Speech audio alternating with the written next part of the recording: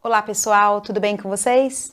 Bom, vamos então fazer a nossa revisão, lembrando os principais tópicos que abordamos durante esse período que estivemos juntos. Bom, nós conversamos sobre as ferramentas para a prática coletiva 1 e 2. Vocês se lembram, né? Então agora nós vamos olhar um pouco quais são as ferramentas que podemos utilizar para que a nossa prática na saúde coletiva seja de fato efetiva, ok? Bom, vamos trabalhar agora nessa revisão em 6 tópicos. O primeiro dele, humanização e acolhimento. A humanização e acolhimento se estabelece em nosso país como uma política do Ministério da Saúde, que a partir de 2003 o Ministério adota uma série de medidas para que a prática em saúde seja de fato acolhedora, humanizada e esteja próximo dos princípios do SUS. Lembram-se quais são? Universalidade, integralidade e equidade? Para tanto, para cumprir tais princípios, é necessário que essas práticas alcancem, o dia a dia alcance esses princípios. A humanização e o acolhimento, ela vem dentro desta vertente e ela vai trazer para a gente a convivência com os diferentes, compreendendo que a coletividade prevê inúmeras diferenças e o profissional da saúde precisa trabalhar com essas diferenças, olhando para a pessoa e não para a doença. O foco central nesse momento passa a ser então a pessoa e não a doença pela qual ela muitas vezes procura o serviço de saúde, individualizando esse cuidado, escutando essa pessoa, não é? Uma relação então mais horizontal, onde possa haver troca de saberes e não um saber construído pelo profissional, em que o nosso paciente passa a ser paciente desse processo, né? Desejável que ele possa ser ativo nesse processo. E para isso a relação de troca, uma relação mais horizontal. Uma outra coisa importante é lidar com os nossos preconceitos, lidar com a ética para se fazer o cuidado em saúde. É um espaço ético, é um espaço de singularidades, é um espaço em que a gente acolhe os diferentes e precisa de fato ter muita ética para lidar com esse processo, né? Tanto entre a equipe, como entre equipe e usuários desses serviços de saúde. E ainda está atento à questão da comunicação, não é? A comunicação, o gerenciamento de conflitos, as práticas nos serviços de saúde, elas perpassam quase sempre, são processos que precisam de uma orientação, de um cuidado na comunicação. Como eu estou me comunicando com essas pessoas? Aquilo que eu estou tentando dizer para elas, é possível que elas possam de fato entender? Né? E a equipe de saúde acompanha esse processo? Bom, dentro de humanização e acolhimento, é importante que a gente entenda esses pontos principais. Agora nós vamos falar um pouquinho do atendimento em grupo, segunda ferramenta para o cuidado coletivo e uma ferramenta extremamente importante. O processo grupal, né, pessoal, é um processo em que se dá naturalmente. Nós iniciamos nossa jornada na vida dentro de um grupo, a família, o grupo primário, digamos assim, seguido pelo grupo secundário, que está no trabalho, na escola, na faculdade, nos espaços de lazer, e assim nos fortalecemos e constituímos uma identidade grupal, não é? Dentro do grupo se desenvolve habilidades interpessoais e o desempenho de determinados papéis. Papéis que vão se dando na organização de cada grupo. Portanto, não existem dois grupos iguais, não é? Um grupo se constitui, ele pode ser um agrupamento. Um agrupamento são pessoas que se reúnem de forma casual, não intencional, não é? Quando pensamos em grupo, pensamos num grupo que se reúne com um objetivo comum, com uma maneira de dar continuidade a alguma coisa, de pensar alguma coisa. Portanto, dentro de um grupo, especialmente quando a gente pensa num grupo terapêutico, nós temos alguma situação planejada, programada. Um grupo aí no máximo de 10 pessoas, onde ocorre alguns combinados entre essas pessoas para que esse grupo se encontre no mesmo lugar, no mesmo horário, com um objetivo definido. Isso faz de um grupo já de trabalho ou até um grupo terapêutico. Pratt, em 1905, inicia essa prática de grupo pensando na questão terapêutica, percebe que isso dá certo, porque as pessoas encontram ali suporte para coisas que sentem, encontram que o outro também sente e começa a lidar, né, com a questão grupal como algo terapêutico. Inúmeros autores contribuíram para essa temática, eu vou destacar aqui, por exemplo, o Bion, né, que é um psicanalítico, assim como Pichon Rivière, que é outra pessoa importantíssima na questão de grupo, mas que todos vão possibilitar possibilitar o pensar na importância do grupo como uma prática terapêutica, especialmente na saúde coletiva, onde nós lidamos com um número muito grande de pessoas e há que se ter um desenho diferente da prática só individual. A prática coletiva, ela é abrangente, ela possibilita outros encontros que são além daquele grupo só que acontece na unidade de saúde, né? Ali é um primeiro encontro, as pessoas se encontram na comunidade, as pessoas se encontram na vida, trocam, aprendem a trocar esses conhecimentos, essas dificuldades, e isso certamente é extremamente terapêutico, não é? Bom, então, grupo, ele está além de uma somatória só dos seus membros, ele forma então uma identidade grupal e vai desempenhar, a partir daí, uma série de papéis. Dentro de um grupo, né, pessoal, existem o compartilhamento de muitas coisas, de situações emocionais parecidas, a construção dos sujeitos, a formação de sentimentos, às vezes de coesão grupal e muitas vezes um líder que vai possibilitar essa desintegração do grupo.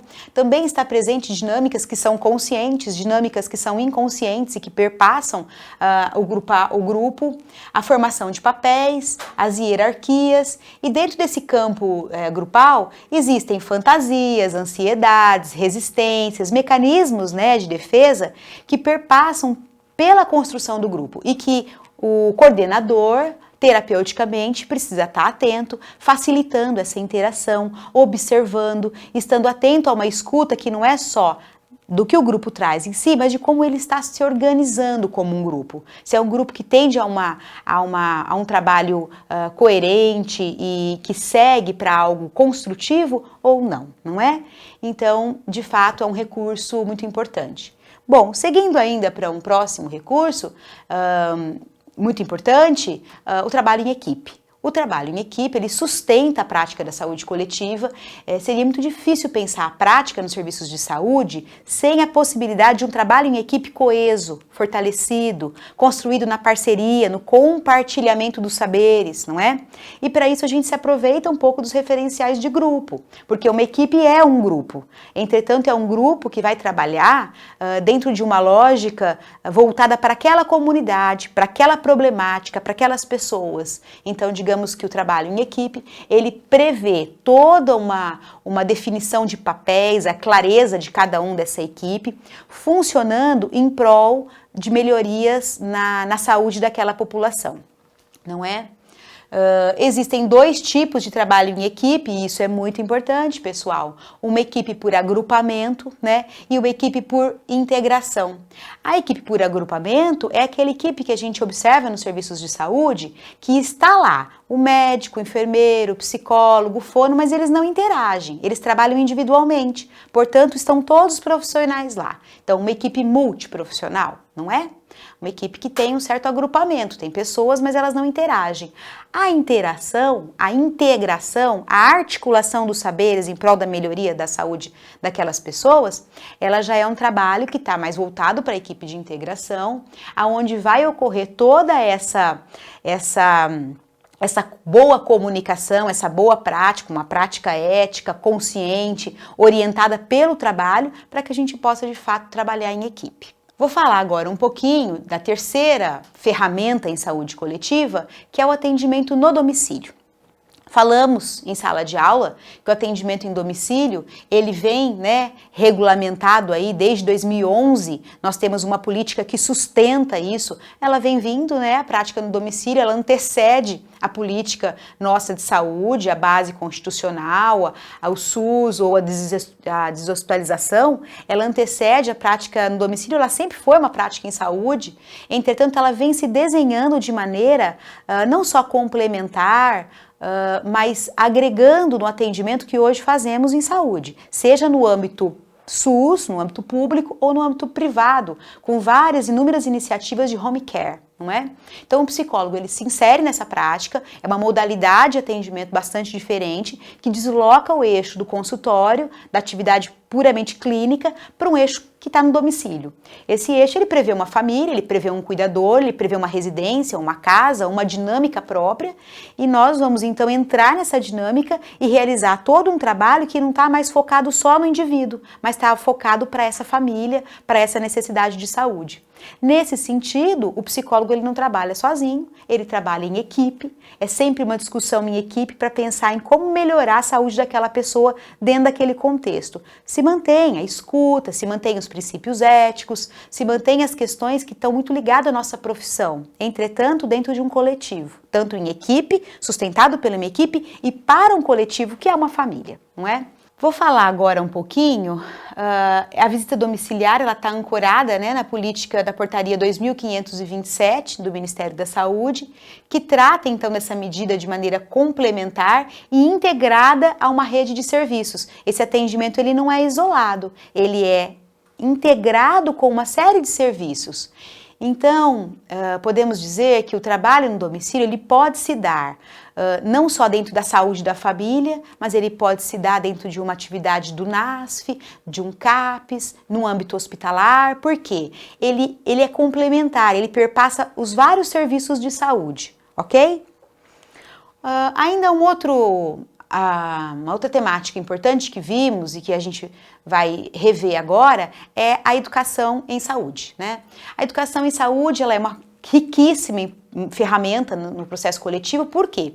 Porque quando a gente pensa no coletivo, a gente sempre pensa na prevenção. A gente sempre pensa num espaço onde nós vamos lidar com inúmeros agravamentos, doenças, né? A depressão, a hipertensão, a tuberculose, mas nós vamos lidar e se preocupar em equipe em como prevenir e em como promover, muito mais que isso, como promover a qualidade de vida dessas pessoas. Essa é a intenção para quem está no cuidado coletivo, seja ele qual for. Nessa vertente, pensando assim, a educação em saúde passa a ser algo muito importante. Por quê? Porque eu vou precisar trabalhar aspectos que são educativos, ou seja, de formação, de amplitude de pensamento ou de conhecimento. A população às vezes tem um conhecimento que é popular em relação a alguma coisa, por exemplo, a vacina é algo que não faz bem, que o governo usa para, de uma certa forma, prejudicar as pessoas. Pode ser que tenham uma consciência disso. Nós vamos, com o nosso saber, fazer uma troca com essa pessoa, ajudá-las a ampliar esse conceito. A ideia não é, como a gente fazia no ensino tradicional, utilizar um conhecimento meu, aplicar no outro. Não é isso, não é? Eu não vou transferir nada. Eu vou abrir uma roda de discussão, eu vou abrir uma conversa, seja no individual ou no coletivo, para pensar temáticas em comuns de maneira muito aberta, muito flexível, reconhecendo que o outro tem a sua legitimidade, tem a sua autonomia, né, pessoal? Então, ele é capaz de cuidar de si mesmo, ele sabe o que é melhor para ele, nós vamos auxiliar com o conhecimento que nós temos. E, de uma certa maneira, essa troca é sempre prevendo que esse espaço é um espaço onde há de se buscar a autonomia do outro como sujeito da própria vida e da própria saúde, tá? Nesse contexto é que se dá a educação em saúde, um contexto que vem dos anos 70 para cá, ganhando inúmeras propostas, inúmeros autores pensando sobre isso, dada a importância desse assunto na prática coletiva, não é? Bom, por último, vamos destacar então a clínica ampliada. A clínica ampliada, ela também nasce dentro do processo de humanização, lá, né, que nós vimos desde 2003, e busca sair um pouco desse espaço da doença, né, pessoal, a saúde pensando em combater a doença, mas para uma saúde que possa privilegiar a promoção da saúde, ou seja, o empoderamento dessas pessoas para o cuidado, a amplitude que a gente possa ter no dia a dia lá na comunidade, considerando que cada contexto é um contexto. Clínica ampliada prevê que a gente não vai conseguir tratar duas pessoas da mesma maneira, mesmo que pareça igual, não é? Duas gestantes, passando por problemas distintos. Elas têm em comum a gestação, mas elas têm um contexto de vida de bastante, às vezes, quase sempre, muito diferente. E individualizar esse cuidado, olhar para essa pessoa, para a singularidade dela, e não só para ela, né? Para as pessoas da equipe que lidam com ela. Isso, de fato, é muito importante. Então, a clínica ampliada, ela qualifica, né, o processo de se fazer saúde.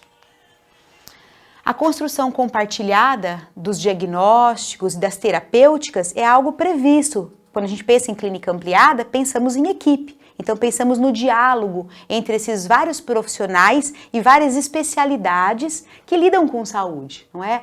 A clínica ampliada prevê que a gente saia dessa coisa, né, desse compartimento fechado. Sou psicólogo, vou trabalhar com aquilo que sei. Clínica ampliada prevê que possa haver, então, esse compartilhamento, ok?